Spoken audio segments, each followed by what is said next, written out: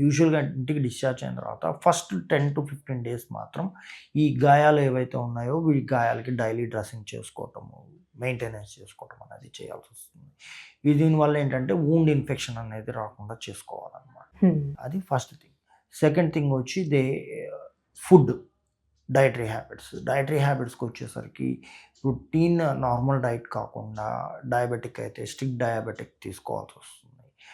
Blood sugars strictly under కంట్రోల్‌లో ఉంచుకోవాల్సొస్తుంది. అవసరమైతే ఇన్సులిన్ కూడా పెట్టుకోవాల్సొస్తుందనమాట. And they have to monitor their blood sugars regularly. At least every alternate day first 10 days కూడా every alternate day అయినా sugars check చేసుకొని అవి హై ఉంటే ఇమ్మీడియేట్‌గా డాక్టర్‌ని అప్రోచ్ అయ్యి దాన్ని తగ్గించుకోవడానికి ఏం ప్రికాషన్స్ తీసుకోవాల్సొస్తుంది. అలాగే హై ఫ్యాటీ డైట్, ఈ ఆయిల్‌లో ఫ్రై చేసినవి గానీ, ఇవి ఎక్కువ ఫ్యాట్ డైట్ ఉన్న కంటెంట్స్ అయితే టోటల్‌గా అవాయిడ్ చేయాల్సొస్తుంది. And they can do their routine activities అనమాట. అంటే వాళ్ళు లేచి వాళ్ళ పనులు వాళ్ళు చేసుకోవటం కానీ, ఇంట్లో చిన్న చిన్న పనులు చేయటం గానీ, ఇవన్నీ చేసుకోవచ్చు. By the end of 1 month they can go to normal activities.